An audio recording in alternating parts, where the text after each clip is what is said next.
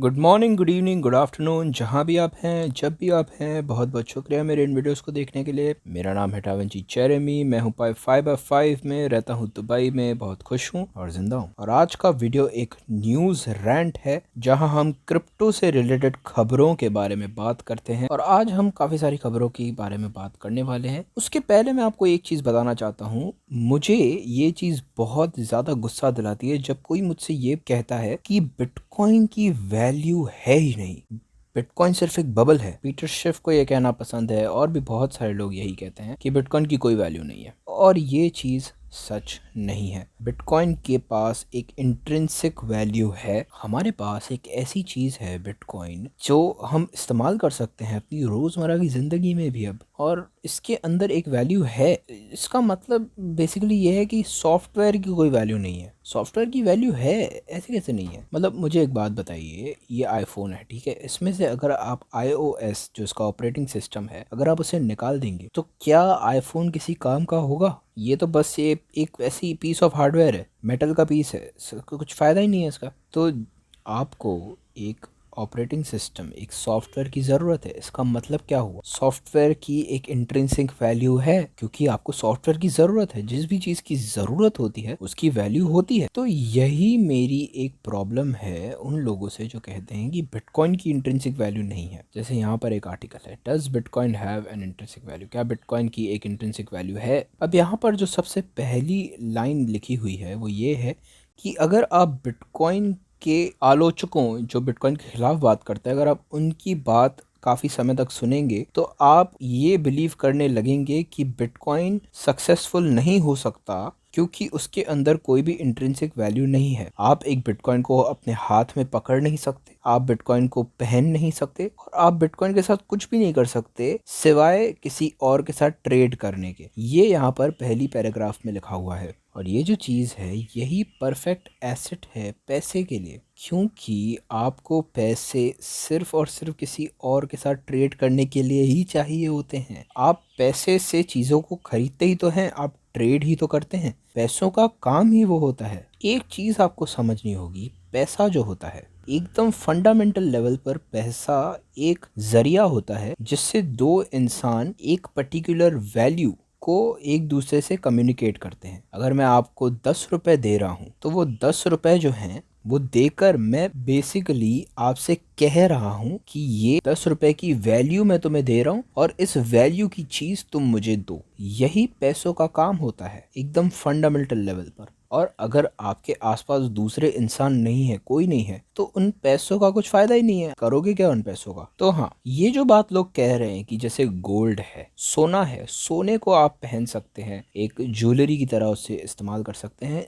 ये बात सही है। लेकिन ये ज़रूरी नहीं है कि सोना किसी और यूज़ केस में अवेलेबल हो इसके पहले कि वो पैसा बने। सोने का पैसा बनने के लिए उसे पहन पाना ज़रूरी नहीं है, वो ऐसे ही भी उसकी वैल्यू बहुत है, उसे हम पहन सकते हैं। ये एक एक्स्ट्रा यूज़ केस है, जो एक एक्स्ट्रा पर्क है हमारे लिए। लेकिन अगर वो नहीं भी होता तो भी हम उसे इस्तेमाल कर रहे होते। अगर आप ऐसा कह रहे हैं कि ऐसा ज़रूरी है तो फिर आप तो ये कह रहे हैं कि ये जो फ़ोन है, ये फ़ोन के अलावा कुछ और भी होना चाहिए इसके फ़ोन होने के लिए। समझ रहे हैं आप? यही तो आप कह रहे हैं, पैसे को पैसा होने के लिए कुछ और भी होना पड़ेगा।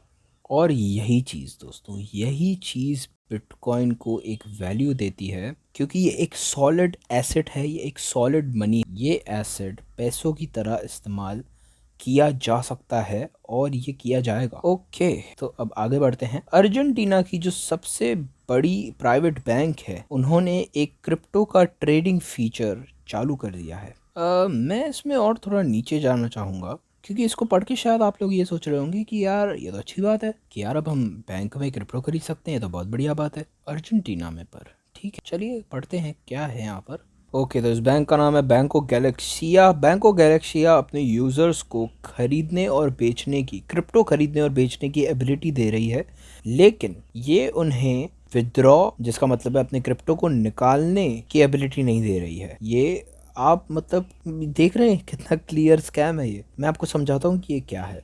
आप खरीद सकते हैं लेकिन आप विदड्रॉ नहीं कर सकते। इसका क्या मतलब हुआ? ये कुछ और ही चीज़ हो रही है यहाँ पर। ये बिल्कुल वैसा ही है जैसे आप किसी बैंक में अगर जाते हैं और उनसे कहते हैं कि यार ये मेरे पैसे लो और इसका मेरे लिए कुछ गोल्ड और सिल्वर ले लो, और वो लोग कहते हैं कि ठीक है। और वो जब आप अपना गोल्ड और सिल्वर उन्हें देते हैं, वो उस गोल्ड को बेच देते हैं और फिर उनके पास कोई भी सोना नहीं होता है बैंक में। वो बस आपसे कहेंगे कि उनके पास सोना है, पर वो असल में आप वो ख़रीदेंगे नहीं।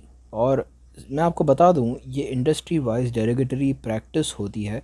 और इसके ऊपर मैंने पहले बहुत सारे वीडियोस बनाए हैं जहां मैंने इन्हें एक्सपोज किया है कि कैसे बैंकिंग सिस्टम्स ऐसे एसेट्स की प्राइस को नीचे रखने के लिए ऐसी प्रैक्टिसेस करते हैं। वो आपको एक एसेट ख़रीदने के लिए कहते हैं जो एसेट वो खुद ओन नहीं करते हैं। ये एक स्कैम है, ये काफ़ी सारे इंडस्ट्रीज़ करती हैं, इससे बच के रहिएगा। और आप शायद ये भी सोच रहे होंगे कि यार बैंक का नुकसान नहीं होगा अगर प्राइस ऊपर जाता है तो।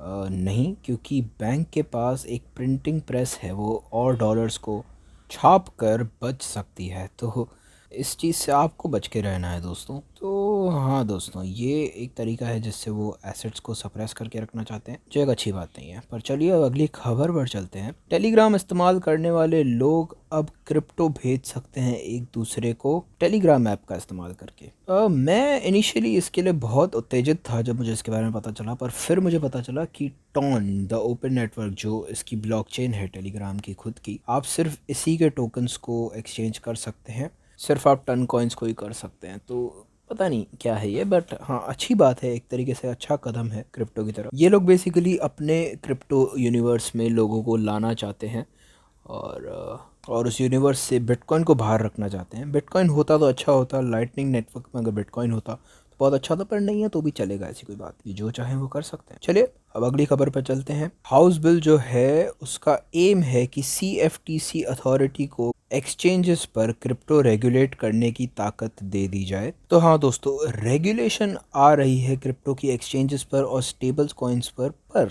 हमें इससे डरने की ज़रूरत नहीं है। एक और खबर है ऐसी ही, पनामा लेजिस्लेचर के बिल, मतलब ये भी रेगुलेशन की ही बात है। मुझे पहले अच्छा लगा ये बिल, लेकिन ये भी वही चीज़ है, रेगुलेशन की ही बात है। ये बस डराने धमकाने की चीज़ है कि आप क्रिप्टो में नहीं घुस सकते। ये सारे रेगुलेशंस जो हैं, ये क्रिप्टो का फ़ायदा मेरे ख्याल से इतना ज़्यादा नहीं होगा, इससे नुकसान थोड़ा ज़्यादा होगा हमारा। तो मैं तो ये कहूँगा कि आप इन्हें इग्नोर करें और एक्सचेंजेस से अपने बिटकॉइन को निकाल कर प्राइवेट वॉलेट्स में रख दें। ओके, अब आखिरी खबर पर आते हैं। 8 बिलियन से ज़्यादा शिबा इनू को बर्न किया गया है पिछले 24 घंटों में बर्न पोर्टल के लॉन्च के बाद। तो शिबा इनू एक बर्न कर रहा है, वो सप्लाई को गिरा रहा है तो उसकी प्राइस ऊपर जाए इसके लिए। तो शिबा इनू के लिए ये अच्छी बात है, शॉर्ट टर्म पे नहीं, लॉन्ग टर्म पे अच्छी बात है। तो अगर आप दिलचस्प हैं शिबा खरीदने में, आप थोड़ा थोड़ा करके एक्यूमुलेट कीजिए। इसका मतलब ये नहीं है, इस खबर का मतलब ये नहीं है कि कल का कल शिबा इनू की प्राइस बहुत ज़्यादा ऊपर चली जाएगी। नहीं, हमने पहले भी बात की है इसके बारे में। जब भी हम ऐसा डिविजन देखते हैं करेंसी में, जब कोई करेंसी को बर्न होता है, ऐसा कुछ भी इफ़ेक्ट होता है, तो इसका करेंसी के प्राइस पर इफ़ेक्ट आने में 12 से 18 महीने लग जाते हैं। मतलब 1-1.5 साल लग जाएगा इसका फ़र्क पड़ने में प्राइस पे। तो अगर आप चाहते हैं डॉलर का प्राइस नीचे जाए तो 12 से 18 महीने लगते हैं इसमें। 12 से 18 महीने उनके प्रिंटिंग करने के बाद लगते हैं, और 12-18 महीने पहले इन्होंने बहुत भयंकर तरीके से प्रिंट करना शुरू किया था डॉलर को, और इस वक्त हम इन्फ्लेशन देख रहे हैं। और बिटकॉइन के साथ क्या हुआ, जब बिटकॉइन की सप्लाई घट गई 12 से 18 महीनों के बाद प्राइसेस ऊपर चली गई। यही हमेशा होता है दोस्तों, ये ऐसे ही चलता है। 12 से 18 महीनों में शिबा इनू का प्राइस ऊपर जाएगा, इस बात को दिमाग में रखिएगा जब आप जाकर शिबा इनू खरीदने जाएं। इसी के साथ बहुत बहुत शुक्रिया दोस्तों इस वीडियो को देखने के लिए। आशा करता हूं आपको ये वीडियो अच्छा लगा होगा। मुझे तो बहुत मज़ा आता है ये न्यूज़ रैंट्स बनाने में। याद से इस वीडियो को लाइक कर दीजिए, इस चैनल डाविंची J15 हिंदी को सब्सक्राइब कर दीजिए, नोटिफिकेशन बेल को दबा दीजिए ताकि आप कोई भी वीडियो मिस नहीं करें। और अब मैं आपसे अगले वीडियो में मिलूँगा। चीयर्स।